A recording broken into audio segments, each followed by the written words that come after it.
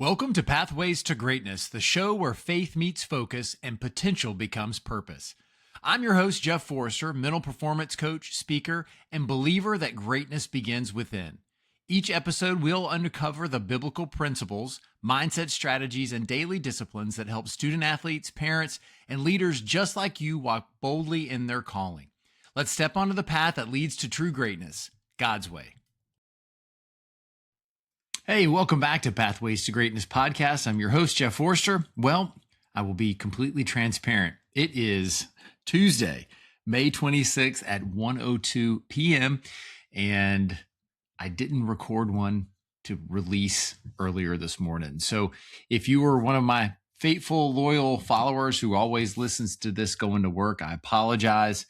But I was out for the weekend and I failed to record one, and I didn't get back till late last night. So doesn't matter when you do it, as long as you get it done. So I want to continue the streak and make sure that I have an episode out each week since I started Pathways to Greatness. So today, the topic is something that I've had on my mind for quite a while, and I'm not sure exactly what motivated me. I think I'd seen something that made me want to sit down and do this exercise. I encourage you, once you hear what I've done, that you do the same thing. It is powerful, challenging, and motivating at the same time. Now, when you hear it, I don't want you to think that I'm being morbid by any means. I do, however, I'm a processor. I like to think forward and think through things. I'm just not usually super quick on my feet anymore. As I get older and as I've experienced COVID, I definitely have had challenges since I had COVID back in 2021, I think it was. So the brain fog is real. It's gotten better, but I'm still not where I once was. So anyways, so here's what I did is I sat down with my trusty phone in the notes app, and I thought about what were 10 thoughts that I would like to share if I was dying today. So if you think about, if you're on your deathbed, you're fully capable to share all of your thoughts and you want to leave people with something, what would you say? I got what I would consider a friend now, Lance Loya. He's the founder and writer of Be a Good Teammate. And if you go back and listen to our episode, he shares his story. Is he was on a rough flight and lots of turbulence, bad weather, and they just weren't sure what was going to happen. Like, it just was so scary. He thought to himself, now what would I want to say to my daughters if I had only time for one phrase? And it made me think. And he went through his processes as he was thinking. He's like, I love you. That's great. That's important that they know that. Is that going to propel them through life? Is that going to be a mantra that they can share and shape their life and share with others? And that's where he thought, be a good teammate. And it's such a powerful thought to have and a powerful saying. So if you want to find anything, go look for Lance Loya. He's on Instagram, Facebook, I'm sure, LinkedIn. He shares across all the platforms. And he's a great guy, and it's a great book. It's something that's really good to think about. And if you need to be connected with him, by all means, reach out. Let me know. Okay, so here are my 10 things, and I would have to say in order. Some of them, as we get close, like past 5, you could move around depending on the day. But the first 5, I would say, are pretty standard. I'd say they're very standard in order. This is what I would want to share if I was dying. Number 1, love the Lord with everything you have. To me, this is the end all be all. That if you have that as your mantra, like be a good teammate, and you love the Lord with everything you have, you're going to change your life and you're going to change other people's life for the better. It's not going to be an easy life. It's going to be a very difficult, challenging life because the world does not want you to love the Lord with everything that you have. You're going to have idols. Things will come in and things will leave your life. in the form of an idol. And it's difficult. It's very difficult, but it's so worth it. So again, number one, love the Lord with everything that you have. Number two, now this is important to me because I'm married. So if you're a woman and you're married to your husband, then that you would flip this. Well, whether or not you say it or not, but anyways, this is mine. So love your wife and spend quality time with her. This is so important. And we allow kids, we allow work, we allow everything to get in the way of our relationship with our spouse and our wife. And it's tough because you want to do so much for everybody around you. You want to work, you want to provide. And that person that you've committed your life to is the one that normally gets the short end of the stick. So it's something that you just need to prioritize to make sure that it's important. And I know we've talked because we're in an extremely busy season of our lives, and we have for the last couple of years, and things will continue to change. But what's so important about that is that time with Tammy is important to me. And when the kids leave and they've gone, I still want to be friends with her. And you just hear so many times people that once their kids are gone, which their whole world has revolved around them, they don't know their partner. They don't know who they are. They don't spend time with them. They haven't. And it hasn't been necessarily on purpose. It's been everything has just been going on. And then next thing you know is they're now together and they don't really have a connection anymore. And so it's very important to me to maintain that connection, to maintain the relationship that she and I have, not just as husband and wife, but as friends. I like her. I like hanging out with her.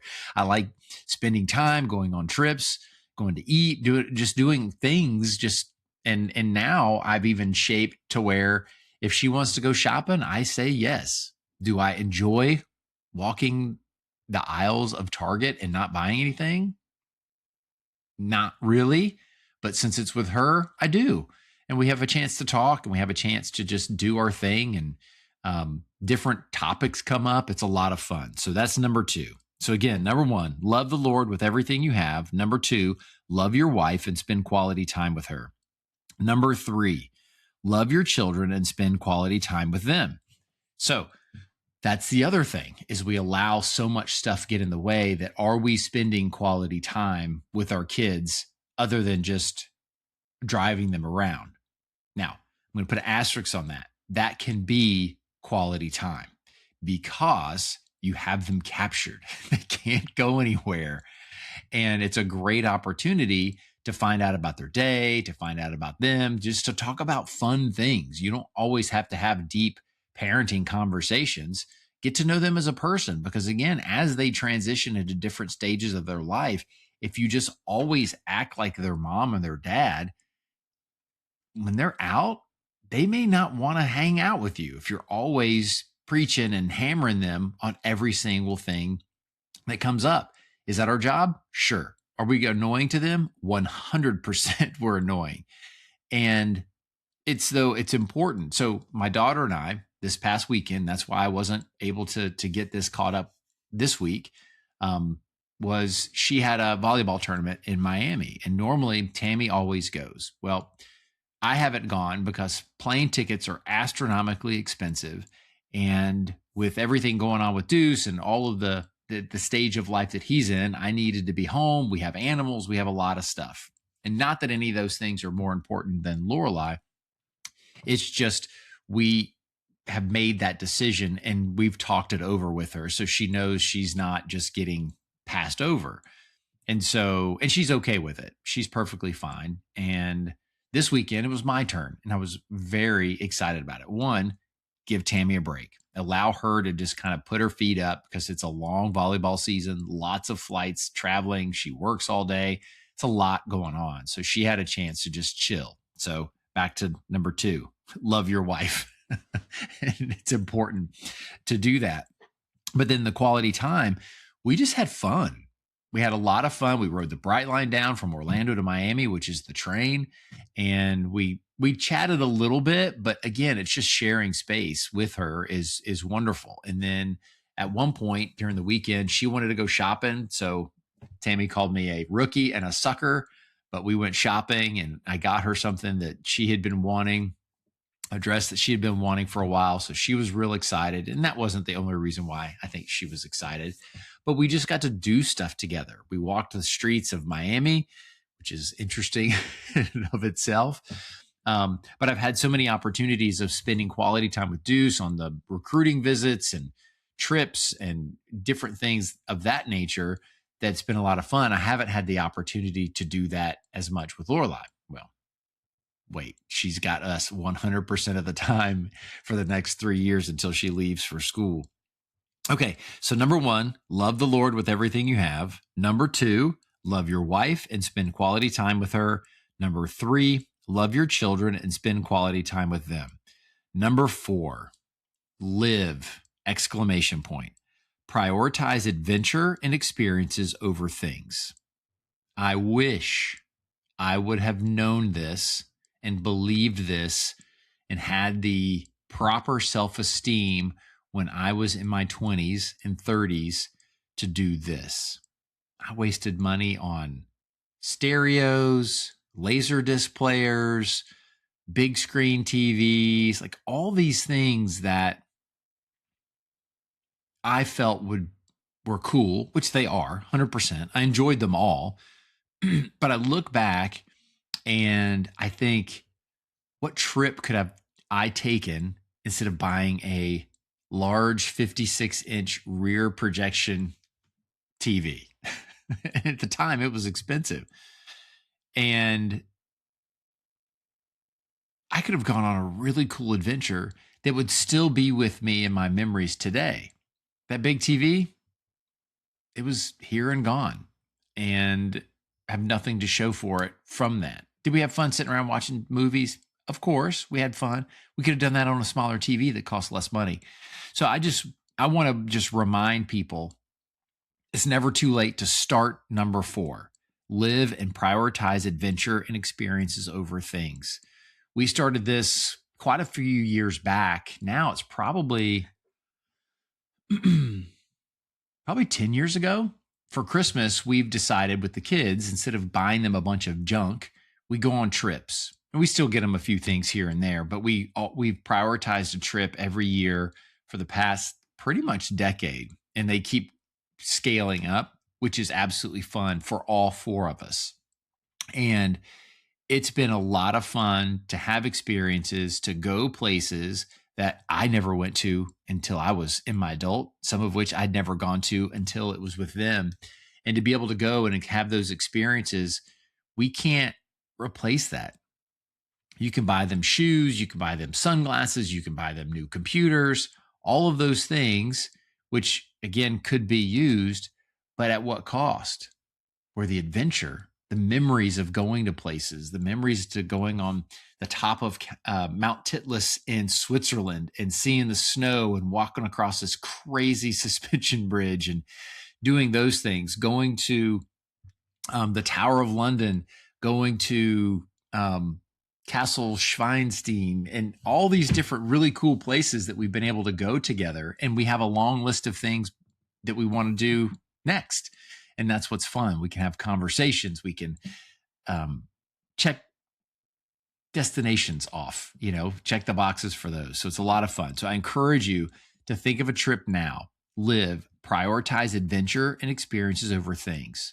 If you have to decide and you're budgeting your money, do you need X, Y, and Z, or can you put the money that you would have spent on X, Y, and Z towards a fun trip that, again, you don't have to be a super expensive trip to go have great memories. One of the best memories that at least Deuce has shared of what he can remember, he was pretty young, Lorelai was a lot younger. We went to Mount Rushmore. We drove from Denver up to the Dakotas and then made a loop and came back, and just he remembers riding in the car and looking out the window. So it's a lot of fun. So live, prioritize adventure and experiences over things. Number 5, contribute to this world over just consuming.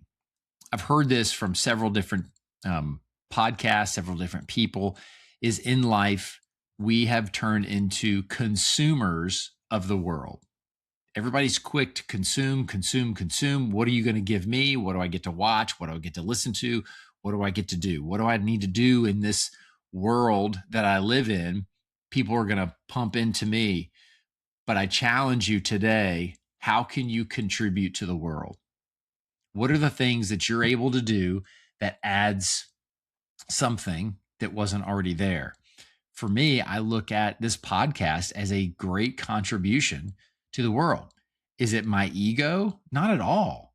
But I'm able to bring guests to you that I learn from and that you learn from, and it gives them an opportunity to contribute. It gives them an opportunity to share their story back with someone else. So it's so important to challenge yourself. What can I do to contribute to the world today versus just consuming? Number 6, always be present. This is a tough one for me because I either worry about what's behind me or I worry about what's coming up in front of me, neither which I can really do a whole lot about. So I need to be present. And when you think of the 1 through 5, this one is very relevant to each one of those. If you're present, then you'll love the Lord with everything you have. If you're present, you'll love your wife and spend quality time with her. If you're present, you'll love your children and spend quality time with them. If you're present, you live in the moment and prioritize adventure and experiences over things.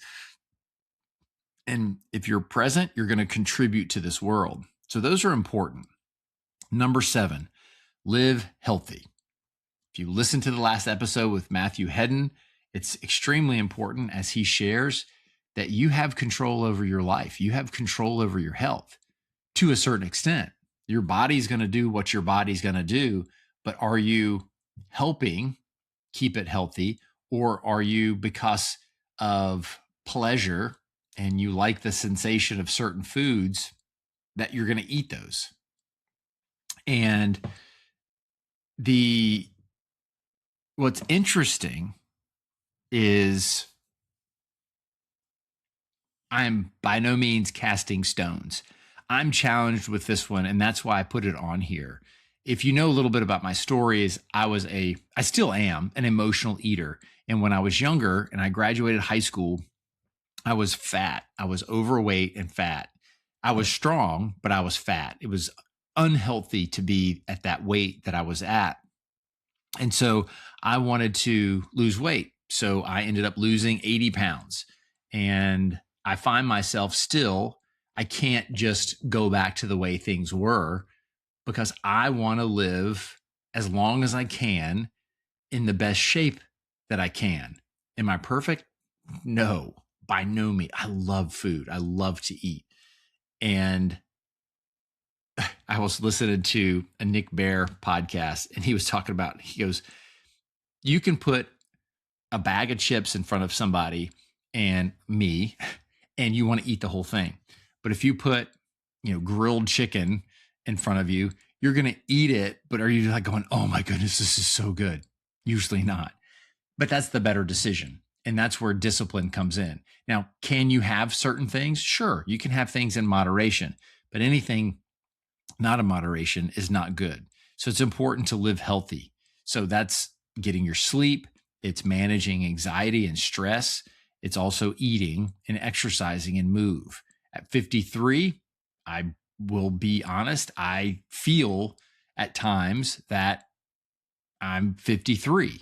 But that doesn't mean that just because I feel different than I did when I was in my 30s or my 40s, doesn't mean that I'm just going to say, oh, well, that's it. I'm going to keep working. I'm going to keep pushing and trying to stay functionally healthy and functionally fit.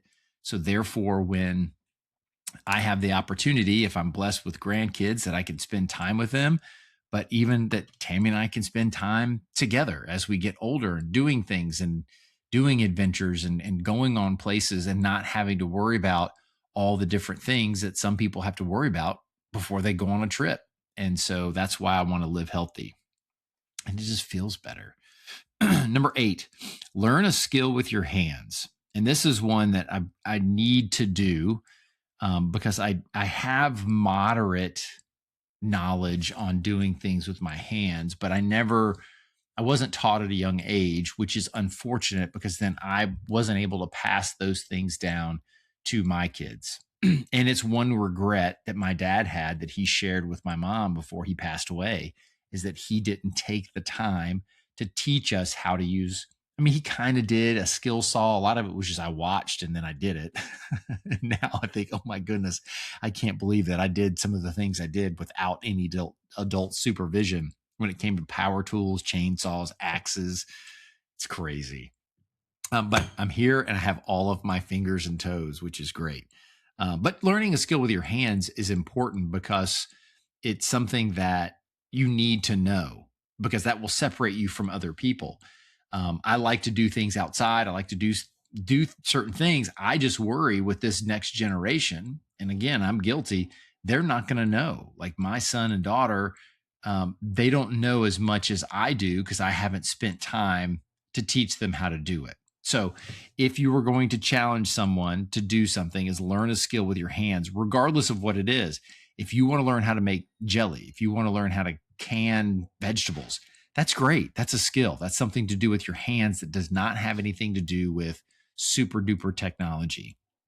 And a lot of these things that if you're wanting to learn woodworking or welding or something to that effect, you can go to class, you can find someone and just say, hey, look, can I just volunteer for free and come and just learn and work around your shop or whatever. So there's ways to do it that you can. But the earlier you do that, the better. Number 9, don't sweat the small stuff.